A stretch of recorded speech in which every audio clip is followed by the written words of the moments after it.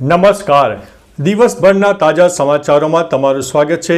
તમારી સાથે હું છું પિનલગીરી ગોસ્વામી. સમાચારો વિસ્તારથી જાણીએ એ પહેલા મહત્વના સમાચારો ઉપર એક નજર.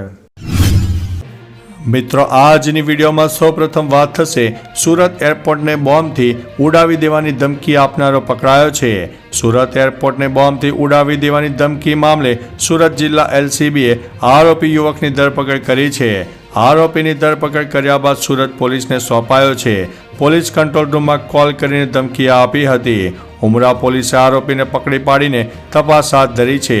જોકે ધમકી આપતા પોલીસ તંત્ર એલર્ટ પર થયું હતું અને તમામ એરપોર્ટ પર કડક સુરક્ષા રાખવામાં આવી હતી. મિત્રો, અન્ય મહત્વના સમાચારની વાત કરીએ તો 56 પાકિસ્તાની લઘુમતી નાગરિકોને ભારતીય નાગરિકતા પ્રમાણપત્ર એનાયત કરવામાં આવ્યું છે. અમદાવાદમાં નાગરિકતા પ્રમાણપત્ર એનાયત કરવામાં આવ્યા છે, જેમાં રાજ્યના ગૃહમંત્રી હર્ષ સંઘવીએ 56 પાકિસ્તાની મુસ્લિમોને ભારતની નાગરિકતાનો પ્રમાણપત્ર આપ્યો છે.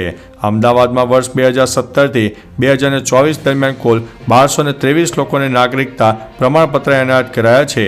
વધુમાં તેઓએ કહ્યું છે કે નાગરિકતા પ્રમાણપત્ર મેળવનારા લોકોના ચહેરા પર ખુશીની લાગણી જોવા મળી રહી છે. મિત્રો, અન્ય મહત્વના સમાચારની વાત કરીએ તો અદાણી સામે સંસદ બહાર વિરોધ પ્રદર્શન. સંસદના શિયાળુ સત્રના 13મા દિવસે નડ્ડાના ભાષણ દરમિયાન વિપક્ષે હોબાળો મચાવ્યો. વિપક્ષના સાંસદો અદાણી લાંચ કેસની જેપીસી તપાસની માંગ કરી રહ્યા છે.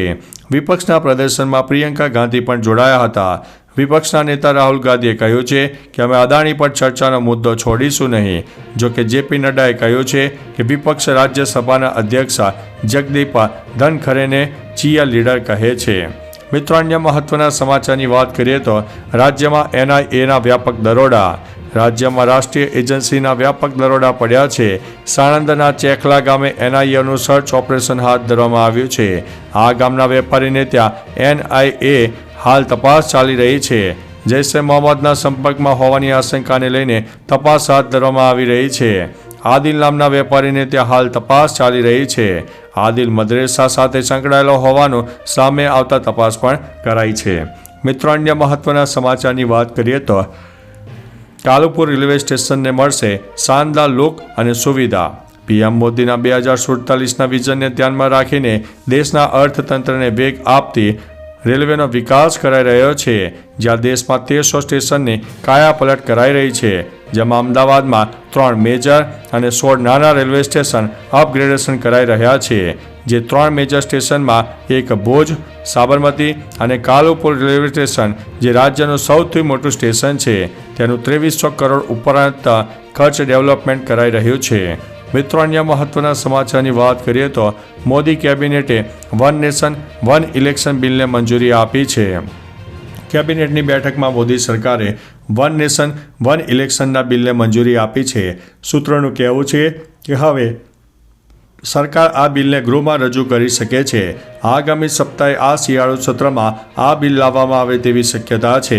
આ પહેલાં રામનાથ કોવિંદની સમિતિએ વન નેશન વન ઇલેક્શન સંબંધિત પોતાના રિપોર્ટ સરકારને સોંપ્યો હતો. મિત્રો, અન્ય મહત્વના સમાચારની વાત કરીએ તો ભારે હિમવર્ષાના પગલે કારગિલ અને શ્રીનગર રોડ બંધ કરી દેવામાં આવ્યો છે. કાશ્મીર, હિમાચલ પ્રદેશમાં ભારે હિમવર્ષાના લીધે લોકોના જનજીવન ઉપર માઠી અસર જોવા મળી છે. તો બીજી બાજુ હિમવર્ષાને કારણે હાલ કારગિલ અને શ્રીનગર રોડ અસ્થાયી રૂપે બંધ કરી દેવામાં આવ્યા છે. ત્યારે સ્નોફોલને કારણે અહીંની ટેકરીઓ, ખીણો, મંદિરો અને નગરોને બરફની સફેદ ચાદરથી જાણે કે ઢંકાઈ ગઈ છે. મિત્રો, અન્ય મહત્વના સમાચારની વાત કરીએ તો પારદર્શક ભરતીઓ પર સીએમનું નિવેદન. પારદર્શક ભરતીઓ પર રાજ્યના મુખ્યમંત્રીનું નિવેદન સામે આવ્યું છે, જેમાં તેઓ એક સ્ટેજ ઉપરથી કહી રહ્યા છે અહીં બેઠેલા જેટલાને સરકારી સેવામાં લગાવવાના છે તે વ્યક્તિની કોઈ પાસે ભલામણ કે લાગવગ કરવા જવું નહીં પડે. વધુમાં તેઓએ જણાવ્યું છે કે તમારી કાબલિયતને પૂરેપૂરું આગળ વધારી શકાય તેવા સરકારના પ્રયત્નો છે. મિત્રો, અન્ય મહત્વના સમાચારની વાત કરીએ તો 6-6 યુવરાજની તોફાની બેટિંગ. ભારતીય ટીમના સૌથી સફળ ઓલરાઉન્ડર યુવરાજ સિંહનો 43મો જન્મદિવસ હતો.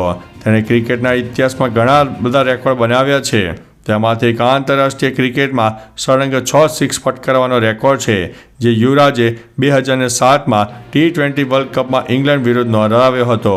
યુવરાજે સ્ટુઅર્ટ્સ બ્રોડની 19મી ઓવરમાં ચારે દિશામાં 6 સિક્સ ફટકારીને કુલ 36 રન બનાવ્યા હતા.